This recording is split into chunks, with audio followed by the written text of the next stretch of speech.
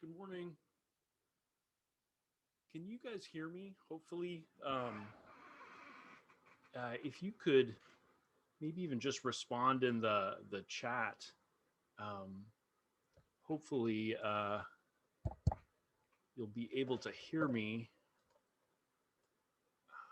Let's see.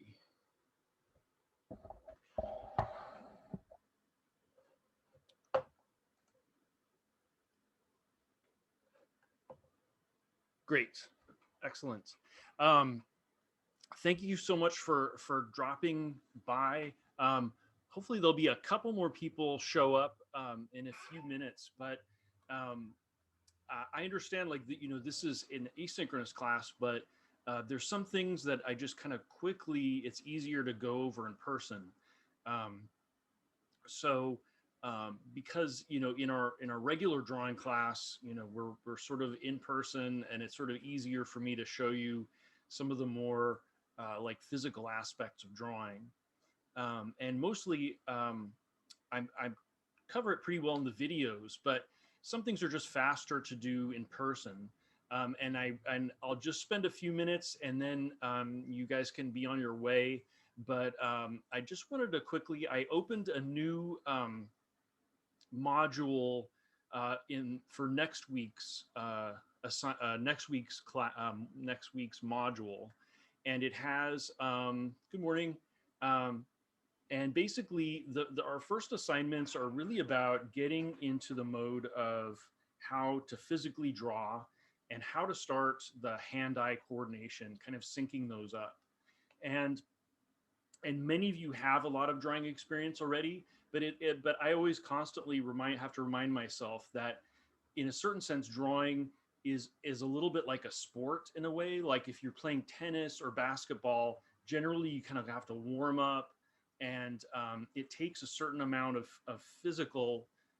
There's a physical component which is also part of drawing, and it's mostly because um, you need to kind of use kind of sweeping motions, and you're trying to like coordinate what you're looking at with what you're drawing. And while that's, you know, on the surface very simple, it takes, that's sort of where the bulk of the training in any drawing class is going to be, is really syncing up your eyes and your drawing hand. So just quickly, I wanted to do a quick demonstration, and this meeting will be short, and then I'll also answer any other questions you have, maybe about materials or um, anything about the class. But quickly, I want to share the screen over, and then I just want to do a couple of quick demonstrations. Let me see. Share. And let's see. Can you hopefully, if anyone with their audio on, could you let me know if you guys can see that? We can see it. Okay, great. Thank you. So let me see, 1 second. And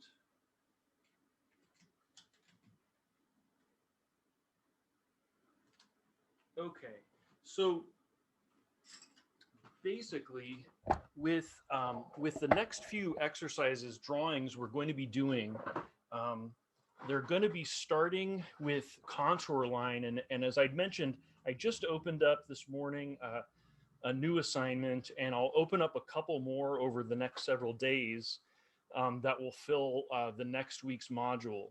But I just wanted to start with, sometimes it's difficult to get your space set up, but I would recommend, if possible, as I'd mentioned before, that if possible, have the drawing pad propped up. I have it on an easel, but even just leaning it up against the wall, because you wouldn't need to do this for a sketchbook, but for anytime we're working on the larger paper, if possible, prop it up so it's facing you. The other thing I'm going to mention is it really is, and I kind of had to retrain myself to do this because we're so used to writing um, with a pencil or pen that for especially the next few assignments, in the end, it really is what's the most comfortable for you. But I would like you to, for the next several assignments, use that overhanded drawing technique. It's really important for these particular assignments, and it may not be extreme, very comfortable at first, but the reason is it will allow you kind of a broader gesture. And the reason gestures are important is you it's easier to link up what you're seeing um, with when you're working from the shoulder as opposed to making small little confined movements from your wrist. So when you draw, find a comfortable position. And for example, if you're going to start blocking in something like this vase of a couple of flowers, um, and this will be if in the newest assignment I opened, but start by looking for basically the essence of what you're seeing. And in this, it's essentially like there's a very long line that would be formed by the two stems. So that would be an easy, way to start. So basically, what I'm doing is, and for this, we're not going to worry about proportion. We're going to think more about just um, looking and drawing what we're seeing without editing too much ourselves too much. And what I'm doing is I'm I'm kind of practicing making the motion before I even lay it on the paper. And basically, I'm doing it fairly lightly at first and kind of casually. And I'm going to do it sort of with the second flower that I see over there. I'm going to do the same thing. I'm going to sort of practice making the line and before I lay it down. So anytime we'll be starting drawings, start thinking in these terms of what's sort of the longest line that you might see and what are the basic shapes.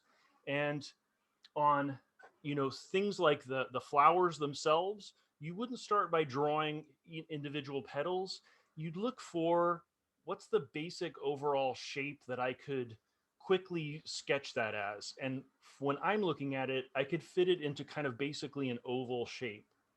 And I'm also seeing that that's sort of a little lower than the one on the left. So it, as in the other drawings exercises you've done, you will be doing or have already done from this week, you kind of do sort of elliptical shapes like that and fairly lightly so that you can uh, go back and flesh them out later. So I already have then a good structure set down of what I want here. And now I'm going to go, that was using sort of just an HB pencil. And what I'm going to do now is then start and go in and get a little more specific and look for your building contour lines. And contour lines are just simply defining mostly the outside of an object. And when you do it, be conscious of the kind of line weights you're using and go over the lighter lines you've drawn as a guide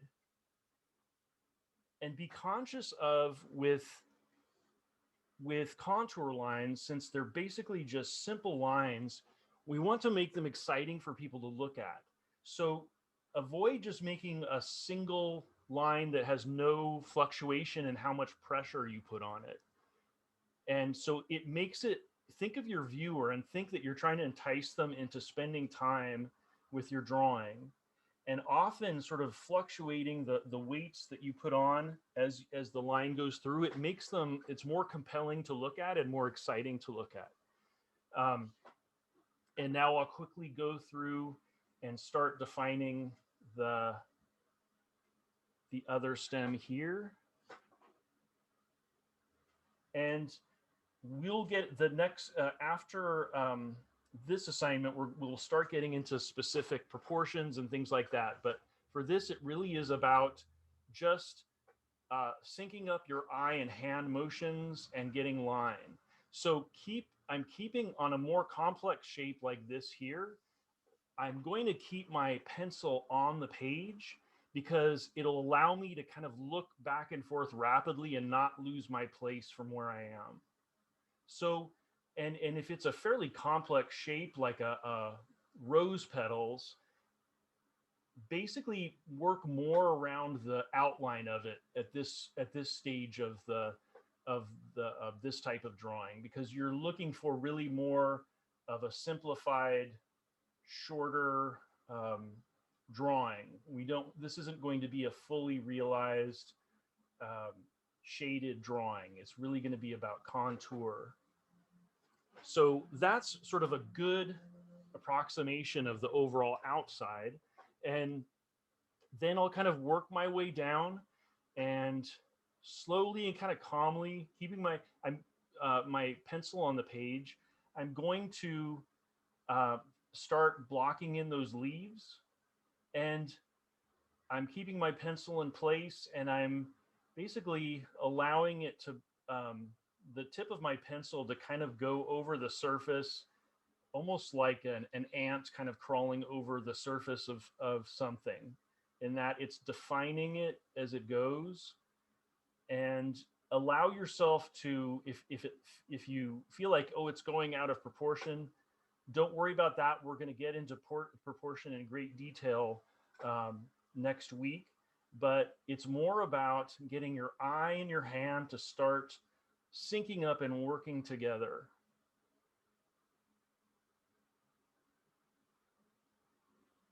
And as you do this, practice sort of shifting your the way you hold the pencil in two ways: in how much pressure you put, and then in also how much of the edge of the pencil you put on the paper, because it allows you to get thicker and thinner lines depending on how you angle the pencil.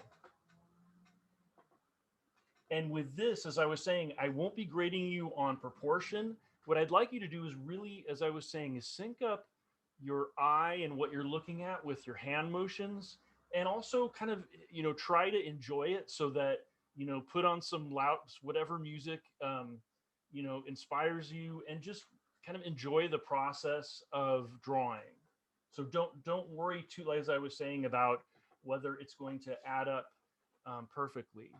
And then when you get to something like a um, the vase that it's sitting in, look calmly at what's in front of you, and you'll notice in the exercises we were doing, the initial few exercises where you're drawing ellipses and ovals, you'll see right away as we start to draw still lives that those type of ellipses really repeat themselves frequently in things like the lid, the opening of a jar or a bowl or glass. They're extremely common forms that you see in nature. And as you're feeling your way around the object, you'll also notice that there's alternating line thicknesses depending on how I am angling my hand. But in all cases, so basically I have a very rough, blocked in version of this now. And what I can also do is, and if you want to add like a tiny bit of shading to a drawing like this, you can do it by still having it primarily be a line drawing, but also you can, through the use by kind of laying the pencil a little flatter, you can get a little bit of a line that's also somewhat of a shaded area, kind of like I'm doing here. So with this drawing that I just assignment that I just posted, it's going to primarily be a a line drawing, but it's okay to put in a little bit of shading and things like that. And if you look at, when you get a chance to look through the instructions of that assignment, basically it's any two sort of objects that have a long stem. It could be something that you find in your backyard, even. It doesn't necessarily have to be flowers. It can be something like a tree branch that has leaves on it. But basically, I wanted to see that for this part of the process, it really is trying to keep the pencil in contact with the paper and constantly looking back and forth. And then one other thing I wanted to mention, and this will relate to what we'll go into next week more, which is something called sighting technique. And the first part of this is basically it's a way in drawing of not guessing, but really observing and measuring using something like a pencil, or even like any kind of stick. And what that is it involves basically just, like you can see here, I'm extending the pencil I'm holding, and it's a way of measuring angles as well as sizes of things. And what I'm doing is I'm gonna, on this, draw the front of the tabletop that face is setting on. And what I'm doing is I'm lining up the pencil with that edge of where the cloth drops off the edge of that table. And now what I'm going to do is I'm going to hold that position and then bring that over directly over to here. And you can see, or actually, sorry, it cuts off here, but let me do, sorry about that. Click quickly the line behind the vase where you see it, that line on the table behind it. And what I can do now is hold my hand in place with the pencil still at the angle that it's lined up behind the vase, and then hold that and then move it over and place it directly on the paper. And I literally then have the angle that I see that line at. So that's just sort of a little bit of, we'll get into more of that next week, but that is a really helpful way. And it's called the sighting technique, and it can be used. This is just sort of one way of using it, and it really is great for removing any, a guessing essentially. But let me quickly transfer you over here.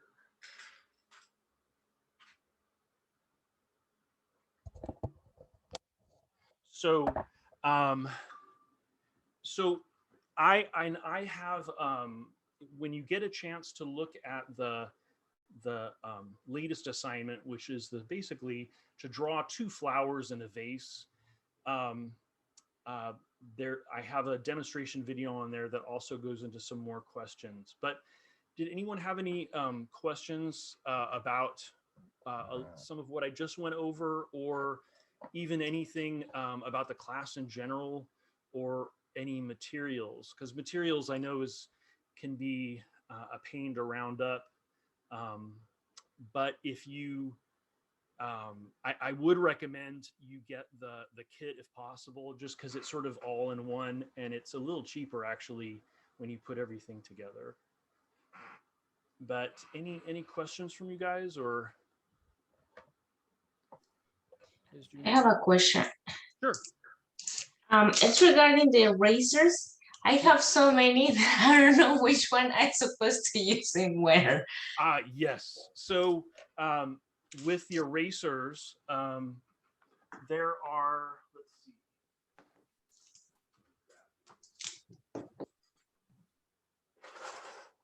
There are,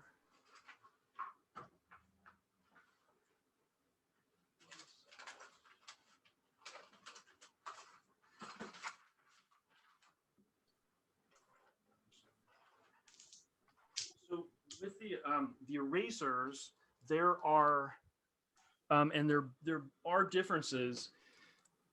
Hopefully, if you can, and they should hopefully in a kit have these little pencil erasers. And as we get into more and more detail as we go through the class, these will be really, really useful. I can't, recommend that enough. But then you also have this one is so dirty, I don't think you can tell, but at one time was kind of a tan color. Um, but the gum eraser is what it's called, is really good for um, roughly erasing pencil. So it's just a good general workhorse eraser. Um, there's this, it doesn't have to necessarily be this brand, but the white vinyl eraser, keep that, because it's a really effective way of really just cleanly erasing out large areas. And so it's just generally a good workhorse eraser. Um, and what I would suggest is keep it for pencil when we get into charcoal, because charcoal kind of tends to take over. Um, this is good for kind of like when you're kind of putting the final touches on things. And then this is a really useful kneaded eraser. I don't know if you guys have used this before, but it comes in different sizes, but you peel it out of here and you literally knead it in your hands. And Oh, what's nice about it is it you can use it with pencil or charcoal, but what's nice about it is you can shape it into whatever you need for that specific uh, purpose. So you basically can make it into a different shaped tool. And it also is really good for, while these erasers are good for really cleaning up a whole area, these are great for if you just want to pull a little bit of the darkness off of a line. So it gives you more control in that you don't have to erase everything, but you can kind of just sort of tap it on the surface and it'll pull up some of the graphite or charcoal. So they each kind of have their own advantages basically when you use them. And there's also, let's see, um, and then quickly, we won't get to it for another week or so, but while I have you,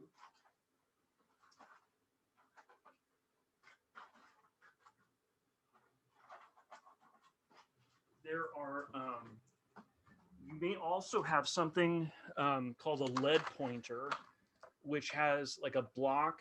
And I don't know if you have one or not in the kit. There, I think, is one. And it is essentially for quickly, pointing the lead on your pencil. Like if so you don't necessarily always have to use the pencil sharpener. It's just a fast way of just running and kind of turning the pencil as you do it, um, and till the pencil gets nice and sharp.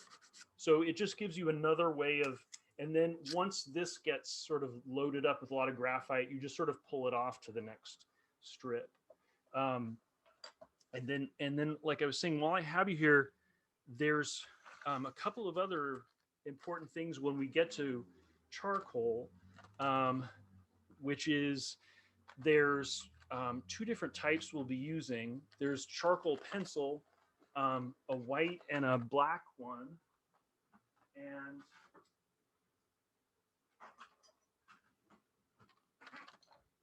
a white and a black charcoal pencil, and these we use essentially like for fine detail in charcoal. And then there's also compressed charcoal, which are these square blocks, and those are permanent, really good. You get a nice dark tone with these. And then also there's something called vine charcoal, and that is something we'll use to basically start a drawing. And it's charcoal that's a little bit easier to remove. So it's like basically, like with the pencil drawing, I was very lightly sketching something in. This is kind of a way to block in a drawing with charcoal that's not so intense. Um, and then the other thing when we get to charcoal will be just blending stumps, which are these little coiled pieces of newsprint, basically. And that is for, you basically draw with them by manipulating the charcoal you've laid down. So those are also just sort of a few of the other tools that we'll be getting into. Um, the charcoal we won't be getting into for another week or so, but and let's see, I think. And then also, as I was mentioning, if you can, the thing about the drawing board, if it's possible, as I was mentioning, like, Chafee has a rental kit that includes basically like a piece of masonite and some clips, and you can just sort of lean the board up against a wall or something.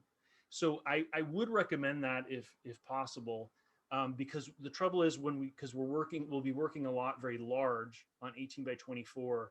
So when you work on that flat, it's kind of difficult to get to see what you're doing basically. So, and then about the hand, the holding the pencil, that always is in the end. I want you to draw the way that's most comfortable for you. That's the correct way. But for these drawings, I do highly recommend get started using this technique. And then as we go into more and more detail in the subsequent assignments, then you kind of also use the sort of tripod technique with the pencil when you have very fine detail. But when you start a drawing, I can't recommend enough doing this way of holding the pencil, because it also encourages you to work from your whole body and from the shoulder, even if you're not making enormous movements. Because when you work really tightly, like, from the wrist, the lines become really confined and kind of restricted. But any other questions you guys might have? Okay. Um, well, that was all I wanted to, I wanted to say hello to you guys and welcome you to the class. And just quickly, I wanted to go through some of the ways I'd like, as you start drawing, to be aware of is for this beginning part, draw really lightly at first, but loosely. Like, be relaxed, be comfortable, be in a place where you want to be, have whatever music you want that makes you feel comfortable, and really allow yourself to enjoy drawing. And with the proportions on these first few assignments, as I was saying, you know allow your trust your eyes and just keep moving and follow your eyes. And with proportion, we'll get into that in great detail next week. So with these, don't worry so much about that. Worry more about gesture and comfort and how you're holding the pencil. So okay, guys, that's all I had. And I appreciate you guys coming. Thank you so much. And just email me any questions. And also, I'm available for office hours. I'm having trouble with the conference Zoom, so just email me with a time that's good for you, and then we'll work out a meeting. So, all right, guys. Well, have a good rest of the day, and thank you again. Okay. All right. Bye.